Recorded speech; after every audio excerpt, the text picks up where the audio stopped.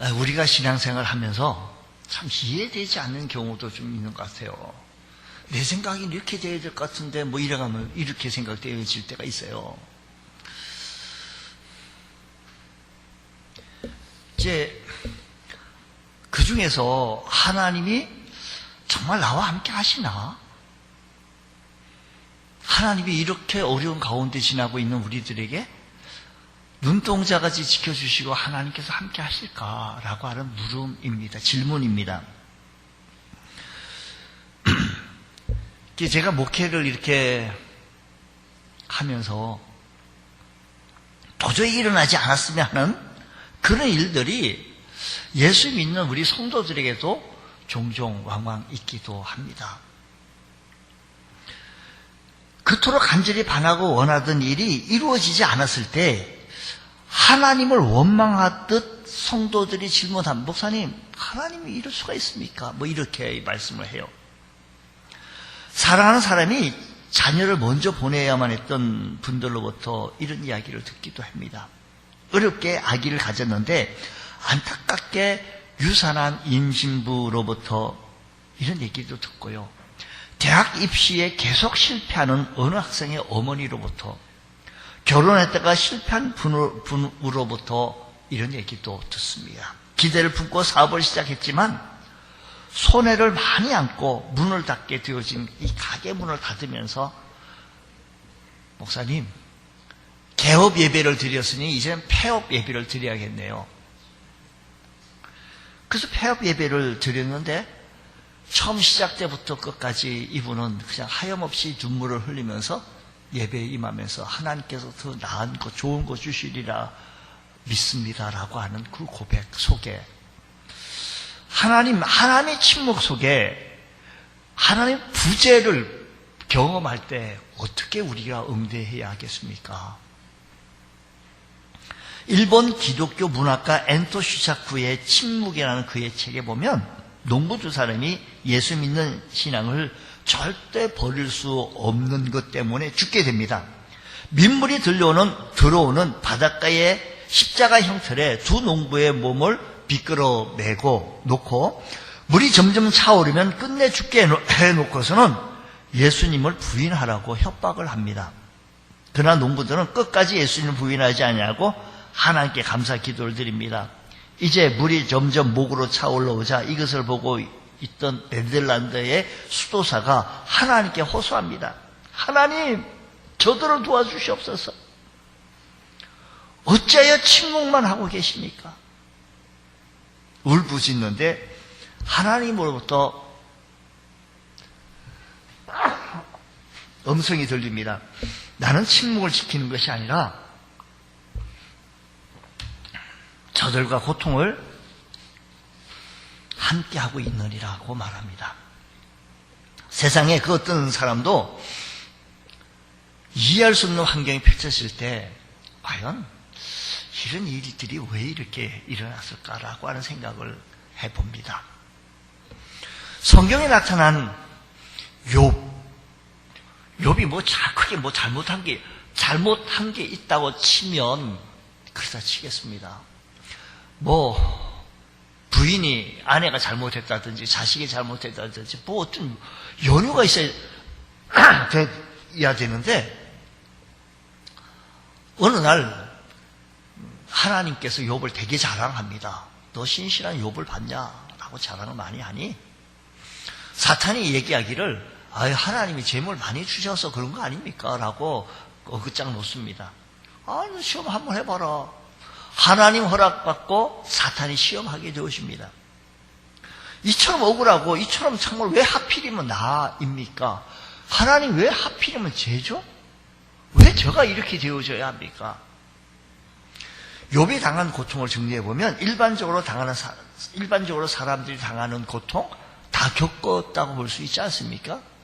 세상 사람들이 하나님 다음으로, 예수님 다음으로 가장 소중히 여기는 것? 돈, 물질.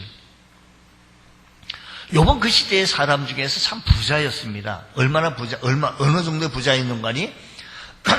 그 시대의 재산평가 목록이요. 욥기 1장 3절 말씀 보면 그의 소유물은 욥의 소유물이죠. 그의 소유물은 양이 7,000마리요. 낙타가 3,000마리요. 소가 500마리요. 암나귀가 500마리. 요즘도 축산하시는 분 소가 500마리라고 하는데 꽤 큰 축산업을 하는 건데요. 소유물이 양이 7,000마리인데 여러분들이 조금 놀라지도 않아요. 여러분 양이 몇 마리래? 여러분 낙타가 3,000마리라는데 낙타 한 마리도 없잖아요. 근데 우리들의 상황 속에서 우리들이 예전에 여러분 앉아 계신 분이 한 50 이상 되신 분들의 혼수 물품 속에서 가장 빠지지 않고 들어가는 물품 속에 테레비, 냉장고, 꼭 들어갔어요. 세탁기, 나중에 세탁기까지 이렇게 들어갔어요. 이거 꼭 혼수 품목이 들어가서 재산 품목처럼 이렇게 들어가게 되었었는데, 요즘 그게 그렇게 필수라고 생각하지 않는다고 해요. 왜 그런 거 아니? 아파트에 들어가면 다 있어요, 보니까. 에어컨도 있죠, 심지어 텔레비까지도 다 있고, 다 옵션이 되어져 있는데. 동남아 지역에 가면 아직 지금 요즘 한참 부흥 일어나는데 혼수 품목 제1 품목이 아까 말씀드린 그런 거라는 겁니다. 어쨌든 제가 지금 말씀드리는 것은 욥이 그 시대의 상황 속에서 꽤 부자였다라는 것입니다. 근데 이 부자가 스바와 갈대 사람들이 어느 날 와가지고 그 많은 재산을 다 뺏어가 버립니다. 그리고 남은 재산 조금 있는 건데 하늘에서 불이 내려와가지고 다 살라버립니다. 빈털터리게 됩니다. 평생 애써 모아놓은 재산을 하루아침에 잃었을 때 그 기분 여러분 이해 한번 해보시자고요. 두 번째 그 욥이 고난은요, 가장 소중히 여기 눈에 넣어도 안 아플 그의 집에는 아들 7과 딸 3이 있었는데 참 예쁘고 좋았어요. 잔치집에 갔다가 하루아침에 다 잃어버립니다. 아니, 한 명 잃어버리면 하나 잃어버리면 밤잠 못 자요. 평생 가슴이 묻고요. 성경 첫 장 딱 열면 그 잃어버린 아들 딱 이렇게 크게 찍은 사진 그대로 있는 거. 근데 하루아침에 7 아들과 딸 3을 잃어버렸던 그 부모의 마음 이해하시겠습니까?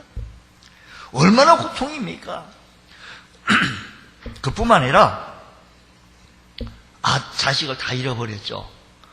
이제 자기 부인만 의지하고 아내를 의지하고 좀 평생 이제 의지하고 좀 살아보려고 하는데 아내마저도 하나님을 저주하고 죽으시오 하고 나가버린 거예요. 이 사람이 그냥 다 빈털터리 됩니다. 재산 다 잃어, 자식 다 잃어버려, 아내마저 다 잃어버려. 이야, 이 정도의 고난. 이런 고난을 좀 들으면 좀 이렇게 눈치 크게 좀 놀래기를 좀 해요. 눈 감지 말고. 이런 고난 얘기하는데 이런 애야.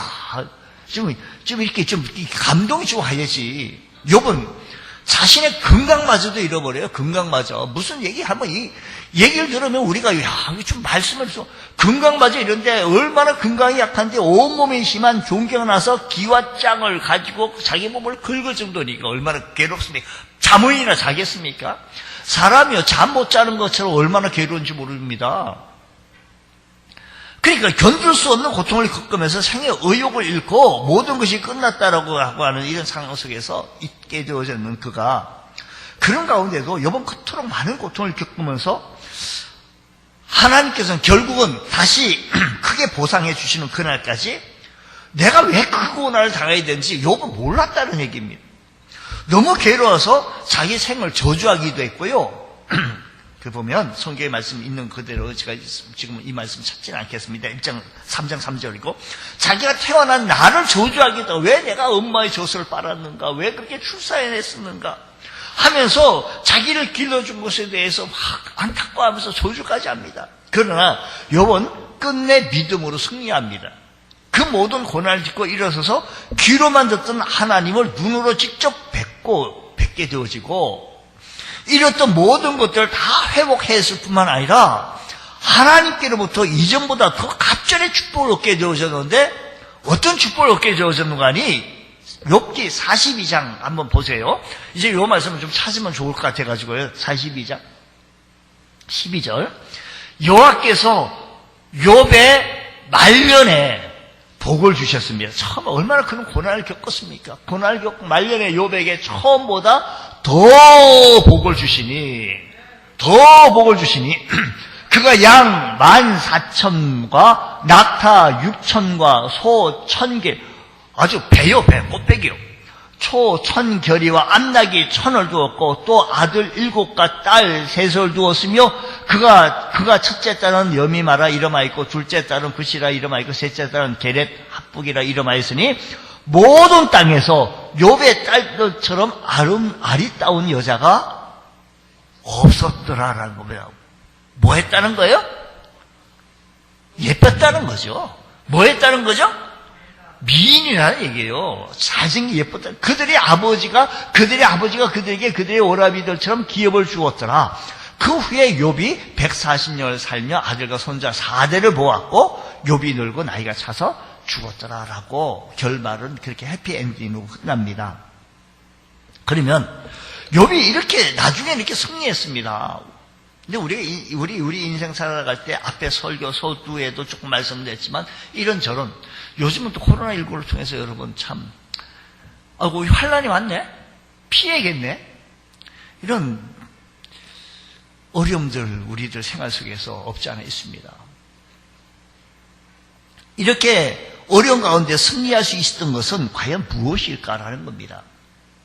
그는 견딜 수 없는 고난 중에서 끝까지 포기하지 않냐고 하나님께 매달립니다. 그러므로 그는 승리했다라는 겁니다. 다시 말씀을 드리면 그가 그런 많은 밑바닥 속에 완전 밑바닥까지 어떤 분은 얘기해요. 밑바닥이 아니고 나는 지하까지 갔다라고 말을 합니다만 정말로 그렇게 밑바닥까지 살아나가는 그에게 하나님께서 은혜를 주셔서 회복할 수 있었던 것은 승리할 수 있었던 것은 과연 무엇인가? 그런 이런 고난 가운데 있어서 끝까지 포기하지 않냐고 하나님께 매달리는 거예요. 매달리는 거예요. 고통이 너무 심하고 점점 가중되어 갈 때 자기 생명을 저주하고 차라리 죽기를 구하기도 했었지만 그래도 그는 끝까지 하나님을 향한 믿음의 줄을 놓지 않았다는 겁니다. 고난 속에서 때로 불평도 원망도 있었지만 그래도 하나님과 씨름을 계속합니다. 자기 부인의 하나님을 욕하고 죽어라고 말하고 있는데도 아내마저 친구마저 그들을 정죄했지만 그래도 끝까지 하나님께 매달립니다.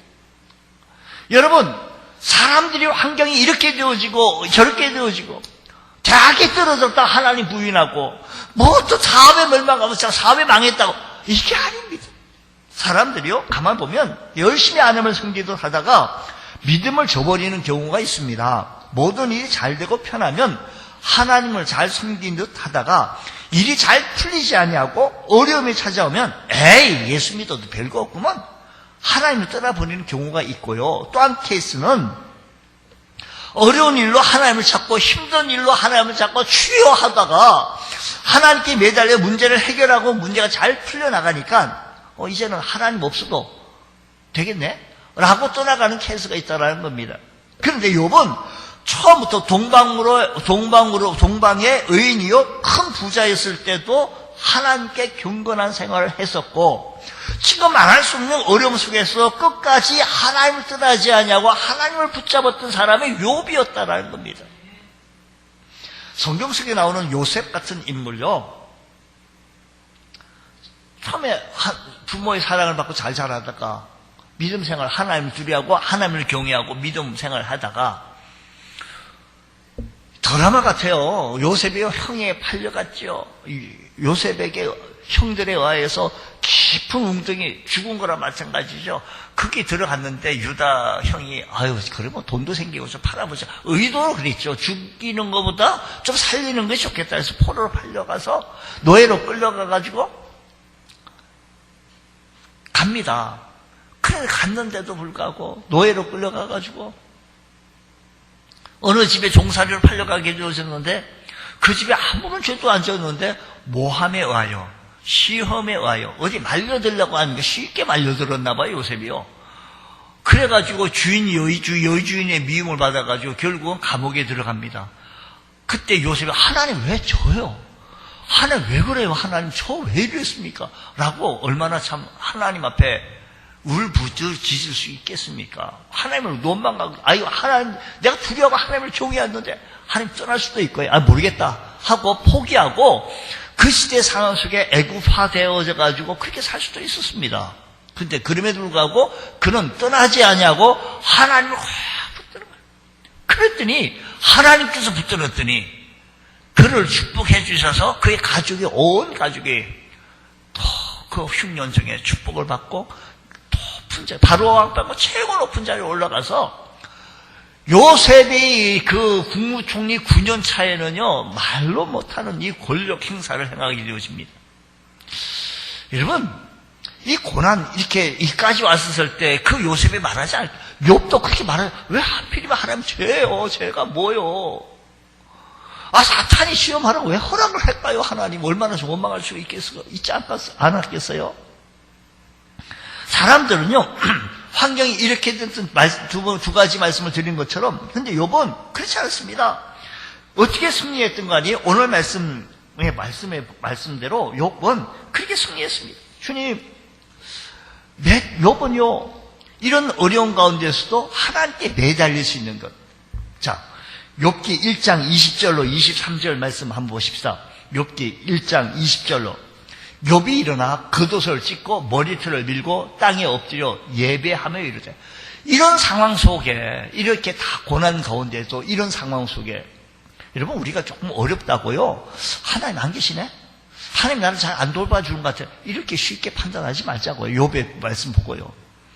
욥이 일어나 겉옷을 찢고 머리털을 밀고 땅에 엎드려 예배하며 이르되, 예배했어요. 우리는 너무 좀 게을르기도 해요, 사실은요. 하나님 앞에 예배드리는 것을 제1순위로 안 둬요. 보자고요. 내가 모태에서 알몸으로 나왔은즉 또한 알몸으로 그리로 돌아가올지라. 주신이도 여호와시요 그두신이도 여호와시오니 여호와 이름이 찬송받을지. 얼마나 멋진 고백이고 하나님께 매달리는 거죠. 하나님을 향한 초점이 흔들리지가 않아요. 주님, 우리가 이 어려운 상황 속에서도 하나님을 향한 초점이 흔들리지 않게 해주옵시고, 환경이 이렇다 저렇다 이거에 흔들릴 것이 아니라 주님 붙잡을 수 있는 우리 믿음의 권속들 되어지기 원합니다. 자, 욥은 지금까지 자기가 겪고 있는 고난을, 지금 이렇게 고난이 있는데 하나님이 이 사실을 아신다는 것을 깨닫게 되어집니다. 내게 왜 이런 고난이 찾아왔을까?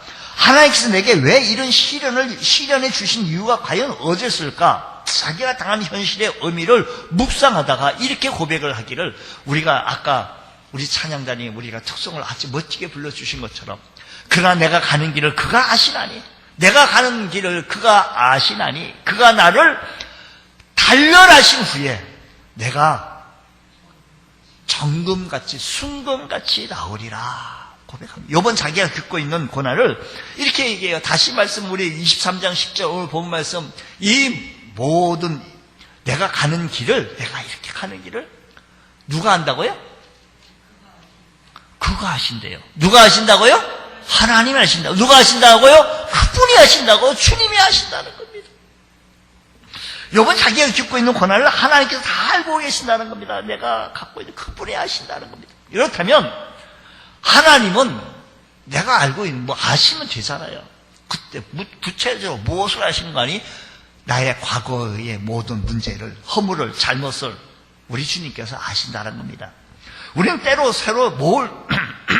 서로요, 모를 때는 사랑하다가 다 알고 나면 미워해요. 이상하죠? 우리는 내 약점을 아는 사람을 사랑하지 못합니다. 또 저분의 약점을 알고 나면 에이 하고 하찮게 여기고 돌았습니다.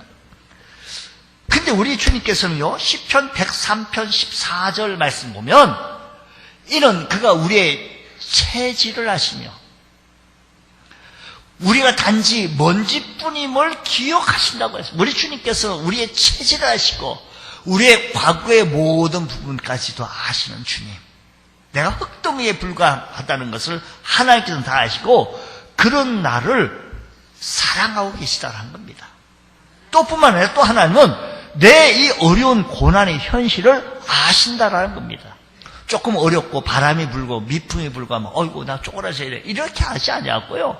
그는 내가 가는 길을 그가 아시나니, 내가 이 어려운 길을 주님께서 아신다. 과거에 있는 지금 또 무엇보다 현실, 내 고난 현실, 우리 고난 당할 때 더욱 견디기 힘든 것은 내 어려운 사정을 아무도 모른다고 그렇게 생각합니다만, 우리 주님께서 시편 94편 9절 말씀 보면 귀를 지으신 이가 듣지 아니하시냐, 눈을 만드신 이가 보지 아니하시냐.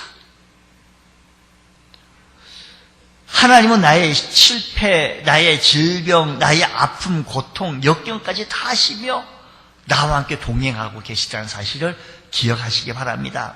나의 쓰라린 마음, 나의 답답한 심정을 주님께서 아시고 주님께서 아십니다. 하나님은 우리의 모든 것을 아시고 우리 길만 아시는 것이 아니라 시편 139편 2절 말씀 보면 주께서 나의 앉고 일었음을 아시며 멀리서도 나의 생각을 밝히 통촉하신다 그래서 옛날 성경이요.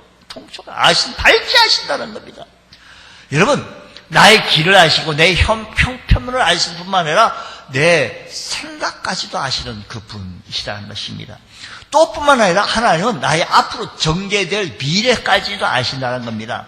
내가 가는 길을 우리는 내일을 몰라요. 앞의 시간을 어떻게 알 수가 있습니까? 점쟁이도 몰라요. 뭐 점쟁이는 뒤에 것을 조금 간혹 맞출 수도 있겠죠.